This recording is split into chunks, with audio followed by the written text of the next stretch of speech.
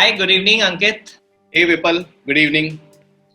So, as you know, channel किस लिए है? हम लोगों ने ये चैनल जो स्टार्ट किया है, कहीं ना कहीं आप जैसे जो दिग्गज लोग हो, कहीं ना कहीं जो लोग बहुत अच्छा कर रहे हैं, उन लोगों से हम लोग रियल लाइफ एक्सपीरियंसेस जानते हैं। और आपका तो एक्सपीरियंस बहुत ही लंबा है।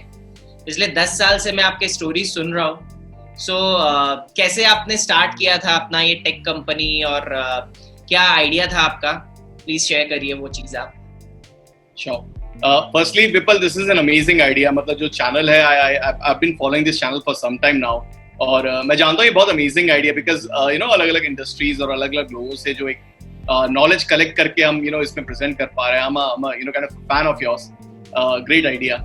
And अभी अगर हम आइडिया पे बात करें कि what we do. So the company name is My Operator. The brand name is My Operator.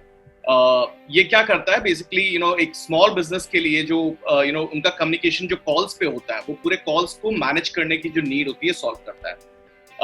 थोड़ा अगर सिंपल समझाऊं तो हर बिजनेस में आपके बहुत सारे कॉल्स आते हैं और बहुत सारे कॉल्स आप बिजनेस से करते हो. आपके सेल्स के लोग होते हैं, आपके कस्टमर सपोर्ट के लोग होते हैं, आपके एचआर के लोग होते हैं और उन्हें कॉल करना होता है. बट एज अ मैनेजर और as a business owner how do you ensure कि वो कॉल कर रहे हैं, वो टाइम पे कॉल हो रहा है, वो किस तरह से बात कर रहे हैं, ये सब चीजें सारा मैनेज करने के लिए जो सिस्टम होता है वो माई ऑपरेटर है.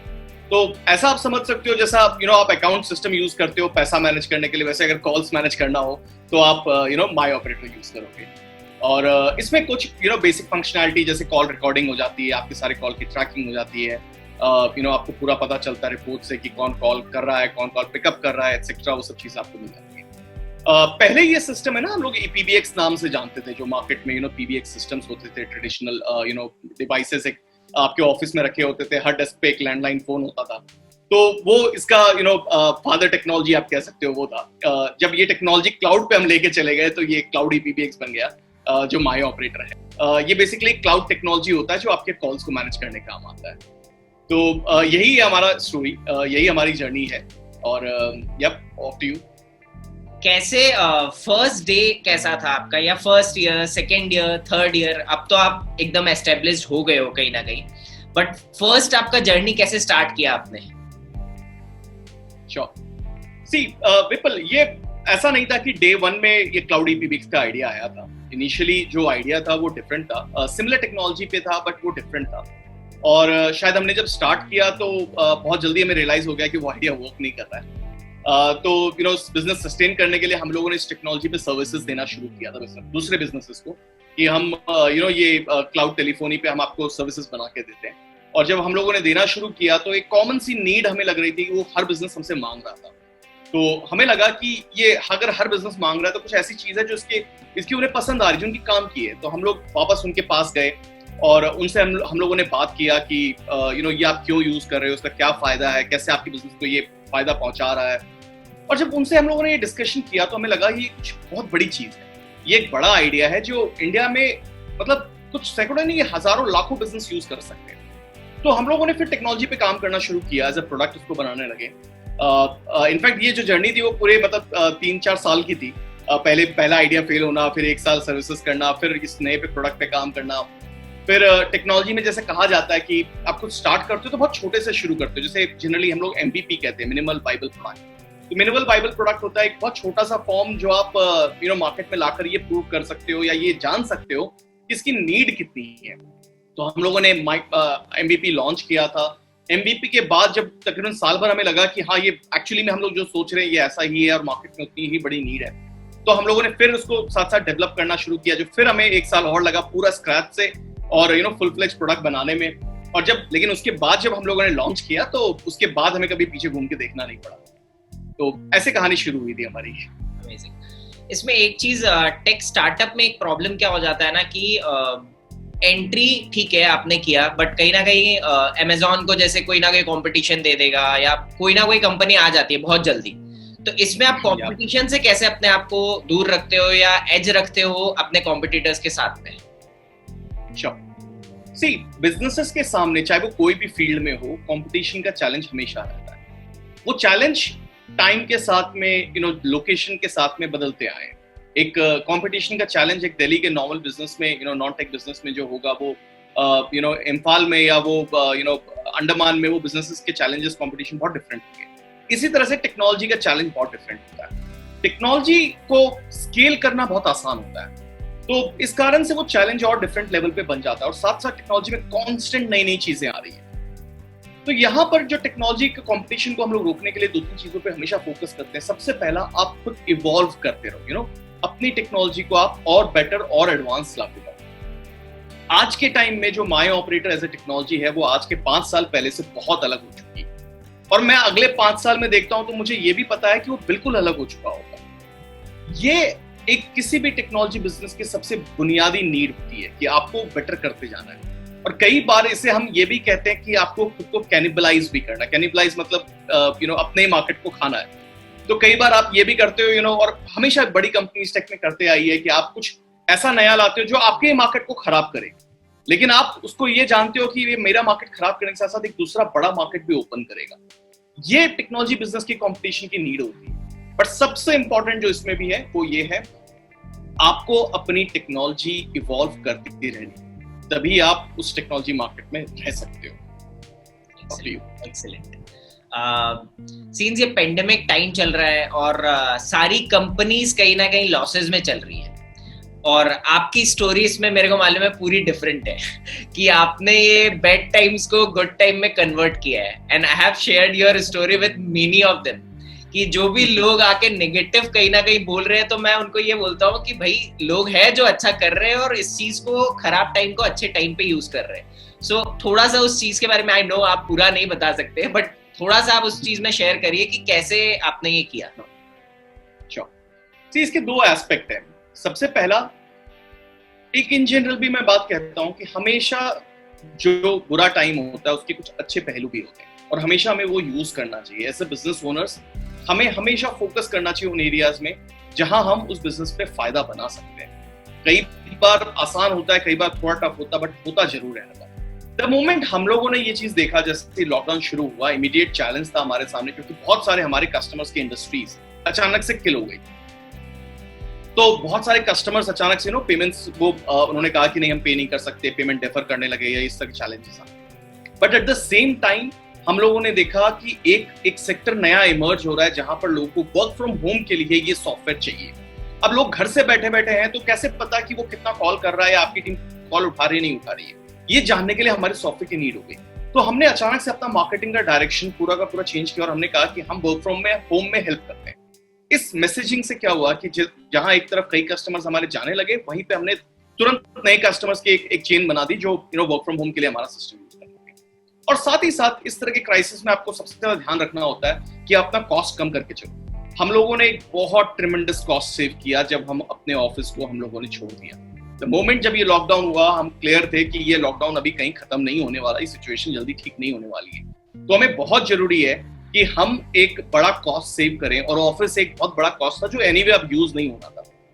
हम लोगों ने पहला महीना बहुत फोकस किया कि हम लोग वर्क फ्रॉम होम कैसे इफेक्टिव कर सकते हैं, और दूसरे महीने तक हम लोग पूरे इस चीज में आ चुके थे, क्योंकि हम लोग दूसरे बिजनेसेस को भी हेल्प कर रहे थे, कहीं उनसे भी हमें सीखने मिल रहा था कि वर्क फ्रॉम होम कैसे करते हैं। हम जब खुद उनको टेक्नोलॉजी से अपने हेल्प कर रहे थे, हम उनसे बाकी चीजें भी सीख रहे थे, और वो सीखते हुए हमने समझा कि शायद हम हमेशा वर्क फ्रॉम होम कर सकते हैं। तो हमने इमीडिएटली इसमें ये अपॉर्चुनिटी बनाई कि जो कॉस्ट हम इन्वेस्ट कर रहे थे ऑफिस में, शायद उसकी जरूरत नहीं। आप एक बार इमेजिन करके देखो, 150-200 लोगों की टीम, अगर दिल्ली जैसे प्लेस में अगर हमारी ऑफिस और ऑफिस से रिलेटेड सारे चीजों का कॉस्ट 0 हो जाए, तो आपके लिए कितना बड़ा कॉस्ट सेविंग आप खुद कैलकुलेट कर सकते हैं। ये एक बहुत बड़ा कॉस्ट सेविंग जो हम लोगों ने गैदर किया है इसमें। तो हमारे लिए पूरी की पूरी जो क्राइसिस है, ये एक अपॉर्चुनिटी में बदल गई, और अब हम लोग कहते हैं कि शायद हमें कभी ऑफिस की जरूरत नहीं है। और ये हमेशा आपको अपने बिजनेस में देखना चाहिए कि अपॉर्चुनिटी कहाँ बन रही है। ये बहुत इंपॉर्टेंट होता है समझना। एज ए बिजनेस ओनर आपका बहुत बड़ी रिस्पॉन्सिबिलिटी होती है। कई बार बहुत टफ होता है, कई बार आपको दूसरों से, इनमें बहुत सारी चीजें हमने दूसरों से सीखी थी।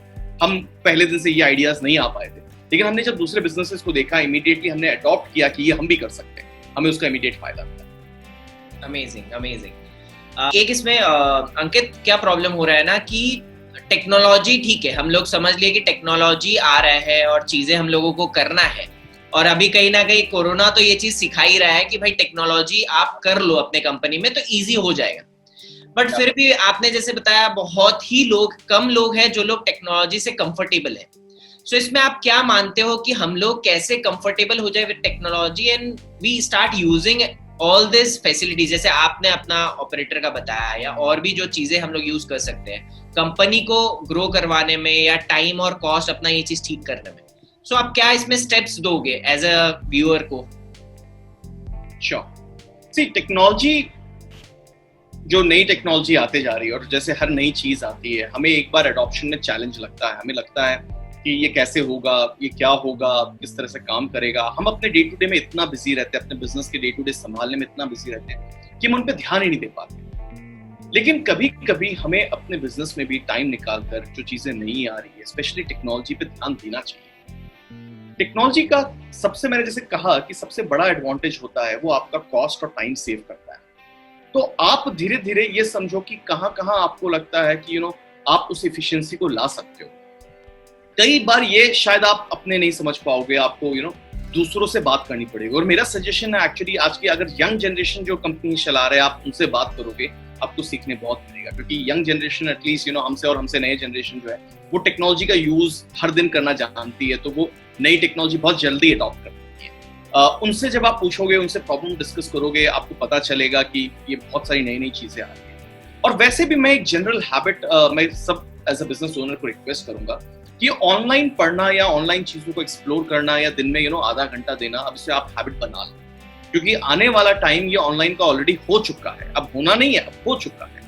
तो जो नई चीजें आ रही है आपको वो ऑनलाइन ही मिलेगी। क्या क्या नया मार्केट में, ग्लोब में हो रहा है, हमारे पास कितने सिंपल टूल्स आज हो चुके हैं। आप कुछ नया सीखना, आप यूट्यूब पे जाओ, आप प्रॉब्लम टाइप करो गूगल पे, आपको सॉल्यूशंस मिलेगा, उसकी टेक्नोलॉजी मिलेगी। आप टाइप करते जाओ, 1 दिन लग सकता है, 2 दिन लग सकता है, बट आपको मिलता जाएगा। आज के टाइम में इतना नॉलेज अवेलेबल है। एक बार आपको चैलेंज लगे, यार ये नई चीज मैं पकड़ूं, ये इस चीज पे मैं काम करूं, क्यों इतना दिमाग लगाऊं। लेकिन एक चीज मैं कहता हूं, उस पर दिमाग लगा लोगे तो आपका कॉस्ट सेव होगा। टेक्नोलॉजी इतना कॉस्ट रिड्यूस कर सकती है जो आप सोच नहीं सकते। अगर आप नहीं करोगे तो जल्दी इस रेस में पीछे रह जाओगे। तो बहुत इंपॉर्टेंट है आपके लिए समझना और एक्चुअली में इस चीज को यूज करना। और सबसे बेस्ट एडवाइस है, यंगस्टर्स जितने हैं जो बिजनेस रन कर रहे हैं, इवन विपल, मैं जानता हूं, मतलब तुम जितना टेक्नोलॉजी इंथुसियास्टिकली यूज करते हो, तो जितने लोग इस चीजों पे यंगस्टर्स से बात कर सकते हो, उतना ज्यादा उस चीजों पे समझना है कि टेक्नोलॉजी को कैसे यूज किया जा सकता है। और जनरली जब हम लोग टेक्नोलॉजी वर्ल्ड में कहते हैं कि हर एक प्रॉब्लम के लिए एक सॉफ्टवेयर बना हुआ है। Ankit, the level of knowledge you have, like last जो भी मैंने अभी आपसे डिस्कस किया है और जो सीखा है, कहीं ना कहीं ऐसा है कि क्वेश्चंस मैं आपसे पूछते रहूंगा and it can be like go for hours and hours कि आपसे समझना है, सीखना है, सीखते रहो। सो लास्ट क्वेश्चन मैं आपसे ये पूछूंगा, फॉर एनीवन, जो भी लोग इस वीडियो को देख रहे हैं और अगर अपना कोई बिजनेस में सच में फ्यूचर में टेक्नोलॉजी को लाना चाहता है या टेक स्टार्टअप करना चाहता है, सो उसके लिए आप 3-4 पॉइंट्स क्या सजेस्ट करेंगे? Sure. See, अगर आप टेक्नोलॉजी बिजनेस करना चाह रहे हो तो मेरा एक सजेशन रहेगा कि get somebody who understand technology। आप कोई टेक का बंदा, जो हम लोग कहते हैं टेक के नॉलेज का पर्सन, उसे आप या तो एज अ को-फाउंडर लाओ या कंपनी में एक अच्छे पोजीशन पे लाओ। क्योंकि टेक्नोलॉजी अपने आप में बहुत बड़ा बहुत बड़ी चीज है, बहुत सारी चीजें हैं उसमें। वो टेक्नोलॉजी हम अम्ब्रेला वर्ड यूज करते हैं, बट उसके अंदर बहुत सारी चीजें हैं। तो अगर आप टेक्नोलॉजी स्टार्टअप कर रहे हो तब तो ये आपके लिए 100% जरूरी है कि आपका को-फाउंडर एक टेक्नोलॉजी पर्सन होना चाहिए, somebody who's like with engineering background or somebody who's like work with tech startups or tech companies etc. और at the same time अगर आपको अपने बिजनेस में टेक्नोलॉजी यूज करना है, आप थोड़े यंग बंदों को लाओ, यंग टीम को लाओ, जो टेक्नोलॉजी पे उन्होंने काम किया हुआ है। यंग जनरेशन में मानता हूँ काफी ज्यादा टेक्नोलॉजी पे काम करता है और इसलिए सारे कंपनीज को मैं कहना चाहूंगा यंग जनरेशन को हायर करना बहुत जरूरी है कि उनकी टेक्नोलॉजीज, मतलब मैं खुद भी उससे कहता हूँ कि आज जो जनरेशन कॉलेज से निकल रही है वो हमसे ज्यादा टेक एडवांस हो चुकी है, क्योंकि उनका हर दिन टेक्नोलॉजी में बीत रहा है, जो हमारा भी नहीं होता था। तो इसीलिए जितने हम ज्यादा यंगर उस पर जाएंगे उतने ज्यादा वो टेक्नोलॉजी एडवांसमेंट मिलेंगे और वही वो सोच सकते हैं, वो हमें बता सकते हैं। तो this is my suggestion for everybody. Amazing. So thank you so much Ankit for your time. आपका बिजी शेड्यूल चल रहा है, बिजनेस कहीं ना कहीं पेंडेमिक में आपका ग्रोथ पे ग्रोथ हो रहा है, उसके बीच में भी आपने टाइम निकाला और हमसे ये सारे चीजें एकदम फ्रैंकली शेयर किया, उसके लिए thank you so much. Thanks, Vipul. You know, it's an honor to be in your, this show, your channel. I think this is an amazing idea. Keep doing the good work you're doing.